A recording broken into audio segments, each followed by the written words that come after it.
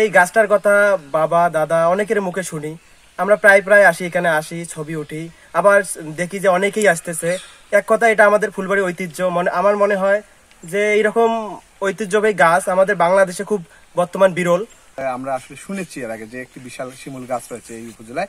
এটা আসলে শোনার পর আজ আগ্রহ আসলে জাগলো, বন্ধু বান্ধব সহ আসলে মূলত এই গাছটি দেখার জন্য এসেছি। এসে মানে গাছটি দেখে আসলে মানে অবাক যে এত বড় বিশাল গাছ। এটা শুধু কুড়িগ্রাম কেন, এটা বাংলাদেশের কোথাও আছে কিনা এরকম গাছ আমার জানা নেই। অনেক জায়গার অনেক মানুষ আসে এরকম ভিডিও করে নিয়ে যায়। আমার বাপ দাদারাও দেখছে এরকম। আমরা তো এই গাছের কথা খবর পাই না। করে অনেক মানুষ এই মানামাসি করে, কেউ গাছের ছাল নিয়ে যায়, কেউ গাছের গোড়ের মাটি নিয়ে যায়। আসলে গাছটা অনেক পুরনো গাছ, এটা আমাদের এলাকার একটা ঐতিহ্য। আমি চাই যে আমাদের এই এলাকায় এই গাছটার প্রতি সরকার জন্য বা যেভাবে হোক এই গাছটার জন্য একটু মানুষ আসে দূর দূরান্ত থেকে যেন সুন্দরভাবে বসতে পারে সেই রকম প্লেস। এবং মনে করেন যে আরও এখানে যেমন মনে করেন বৈশাখী মেলাও হয়। এর আগেও আমরা বৈশাখী মেলা উপলক্ষে একটা এখানে অনুষ্ঠান করছিলাম।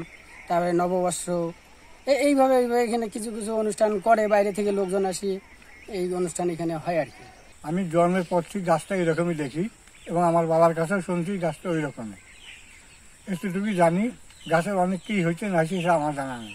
আমাদের কুড়িগ্রামে ফুলবাড়িতে একটি শিমুলের বড় গাছ রয়েছে এবং আমরা মনে করি এই গাছটি এই অঞ্চলের মধ্যে সবচেয়ে বড় এবং গাছটির বের অনেক বেশি এবং গাছের বের সাধারণত গাছের বয়স যত বৃদ্ধি পায় গাছের বেরও তত বৃদ্ধি পায় এবং উচ্চতাও বৃদ্ধি পায়। লিলি হালাল বিউটি সোপ, বিএসটিআই কর্তৃক সনদপ্রাপ্ত দেশের প্রথম হালাল বিউটি সোপ, দীপ্তিময় উজ্জ্বল ত্বকের জন্য।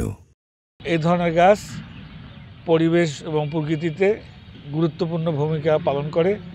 বিশেষ করে শকুন, চিল, যে বিলুপ্ত প্রজাতির যে পাখিগুলো, সেই পাখিগুলো এই ধরনের উঁচু শিমুল গাছে তাদের নিরাপত্তার জন্য বাসা বাঁধে।